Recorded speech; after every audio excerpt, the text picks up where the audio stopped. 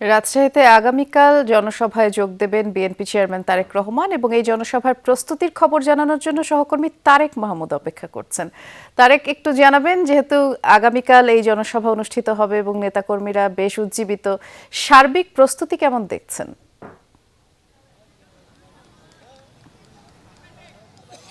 বৃষ্টি সাধারণ মানুষ থেকে বিএনপির যারা তৃণমূলের সকল নেতাকর্মীরা কিন্তু অপেক্ষায় রয়েছেন তারেক রহমানের, এবং সার্বিক প্রস্তুতি আমার পেছনে যদি একটু দেখাতে চাই যে এখন পর্যন্ত মঞ্চের যে কার্যক্রম সেটি কিন্তু একদমই শেষ পর্যায়ে, এবং সার্বিক প্রস্তুতি প্রায় শেষ পর্যায়ে বলাই চলে। কারণ এখন যে কাজটি চলছে, ডেকোরেশন এবং মাইকিংয়ের যে কাজটি চলছে সেটি সেই কাজগুলো কিন্তু চলছে এখন।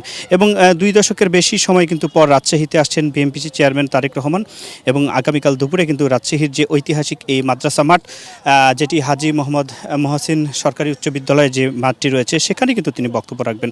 এবং এই দিন কিন্তু দুপুরে 3টি জেলা সমন্বয়ে আয়োজিত যে নির্বাচনী জনসভায় প্রধান অতিথির বক্তব্য হিসেবে তিনি বক্তব্য প্রদান করবেন। এবং এই সফরকে ঘিরে আমি যতটুকু দেখছি যে নেতাকর্মীদের মধ্যে যে নতুনভাবে উৎসাহ উদ্দীপনা সেটি দেখা দিয়েছে। এবং যারা বিএনপি নেতাকর্মী রয়েছেন তারা কিন্তু দুপুরেই আমাদের সাথে সংবাদ সম্মেলন করে কিন্তু এই তাদের যে প্রস্তুতি, সেই প্রস্তুতির বিষয় কিন্তু জানিয়েছেন। এবং তারা বলছেন যে রাজশাহীর ইতিহাসে কিন্তু সর্বকালের সর্ববৃহৎ জনসমাগম কিন্তু ঘটবে এই মাঠে। বিএনপি নেতৃবৃন্দ তারা সেটাই কিন্তু প্রত্যাশা করছেন।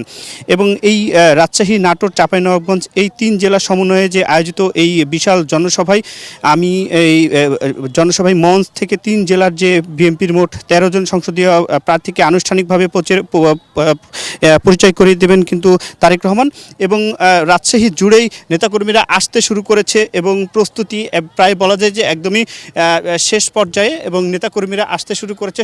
সকলে কিন্তু ব্যাপক উৎসাহ উদ্দীপনার মধ্যে রয়েছে।